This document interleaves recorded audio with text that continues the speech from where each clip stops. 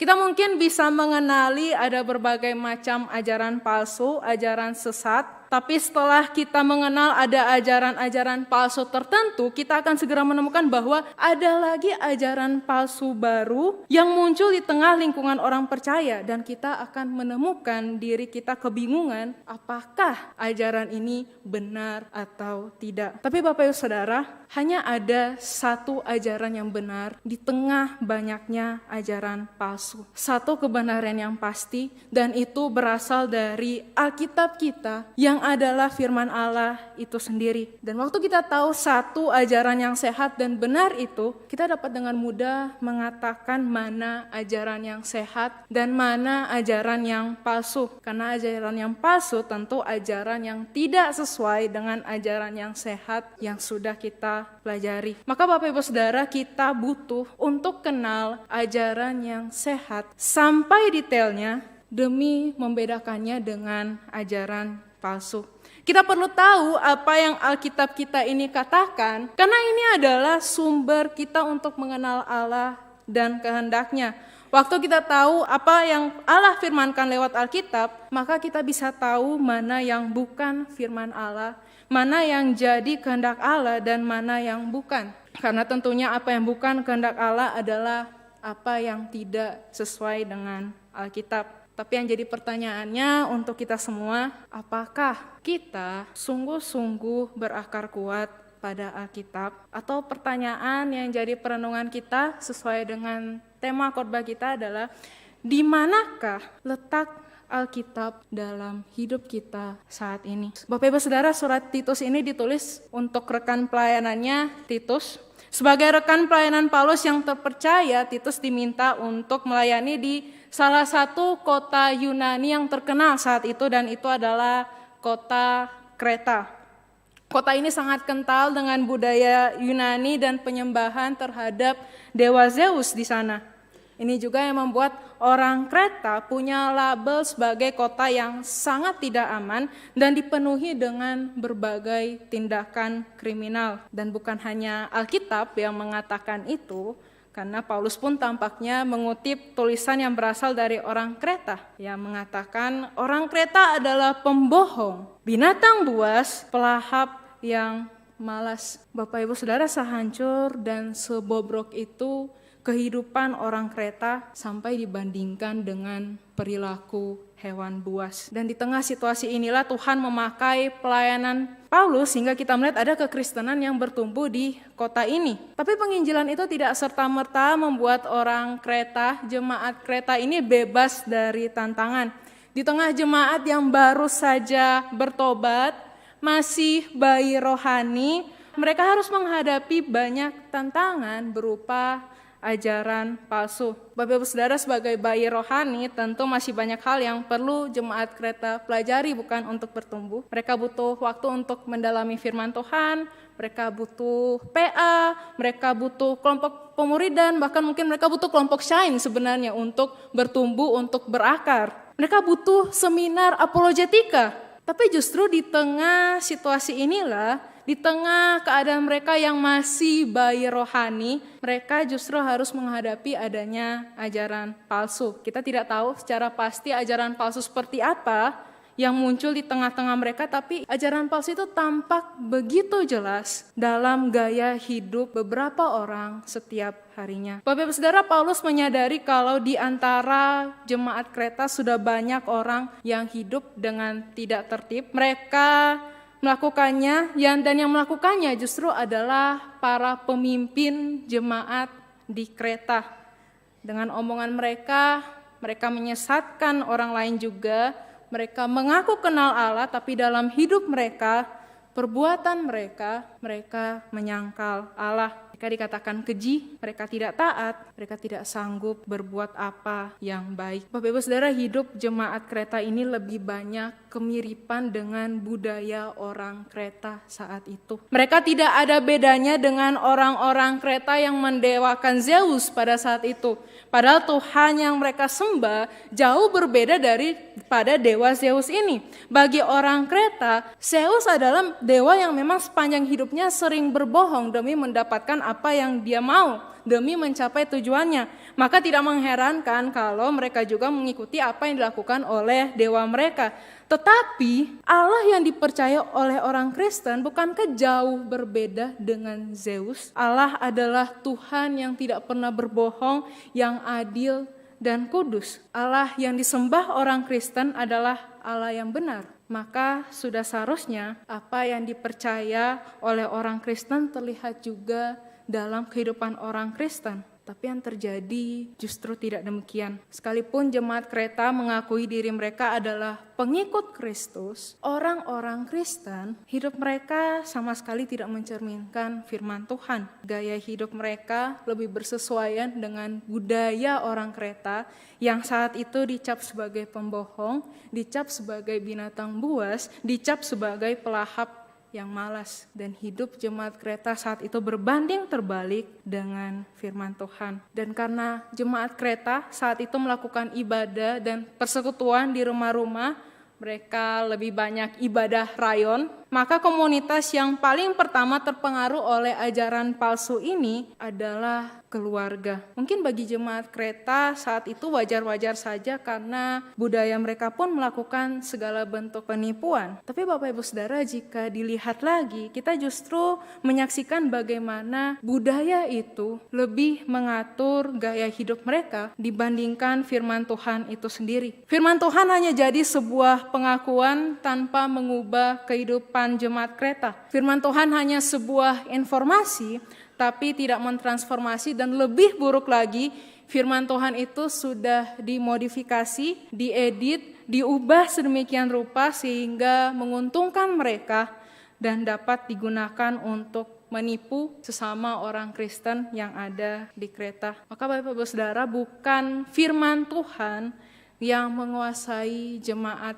Kreta, tetapi mereka dalam tanda kutip menguasai firman Tuhan dan menggunakannya sesuka hati mereka. Bapak Saudara, mungkinkah ini pun terjadi dalam kehidupan kita? Hidup kita bukan lagi dikuasai oleh firman Tuhan, tapi kita seolah-olah menguasai firman Tuhan itu. Kita memodifikasi apa yang perlu dimodifikasi, mengabaikan apa yang tidak sesuai dengan kebiasaan kita, dan menyesuaikan firman Tuhan itu dengan lingkungan tempat kita tinggal. Firman Tuhan hanya berbicara sejauh itu tidak mengganggu kebiasaan, sejauh itu tidak mengganggu budaya, tradisi yang sudah berakar dalam hidup kita. Jika demikian, izinkan saya bertanya lagi, di mana Alkitab itu dalam hidup kita sekarang ini? Dalam lemari buku, di bawah bantal, samping tempat tidur, di atas lemari yang sudah berdebu, atau gudangkah? Atau mungkin kita tidak lagi punya Alkitab fisik itu, karena kita sudah ada aplikasi Alkitab di HP masing-masing. Dan kalau Alkitab kita hanya di HP, saya izin bertanya lagi Bapak Ibu Saudara, apakah itu jadi aplikasi yang paling sering dan paling lama kita buka, ataukah Alkitab itu adalah aplikasi yang kita buka seminggu sekali, atau ketika kita ikut ibadah dan persekutuan-persekutuan. Padahal kita tahu tantangan kita sekarang tidak lagi hanya lokal di lingkungan kita, tapi juga internasional, bukan?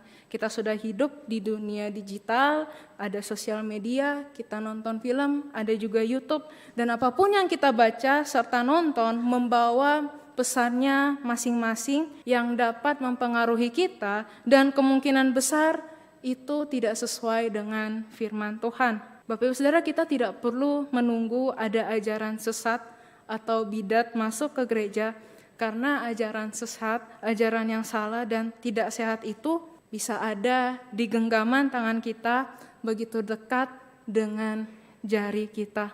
Paulus mengatakan gaya hidup yang benar hanya dapat dihasilkan dari ajaran yang sehat juga.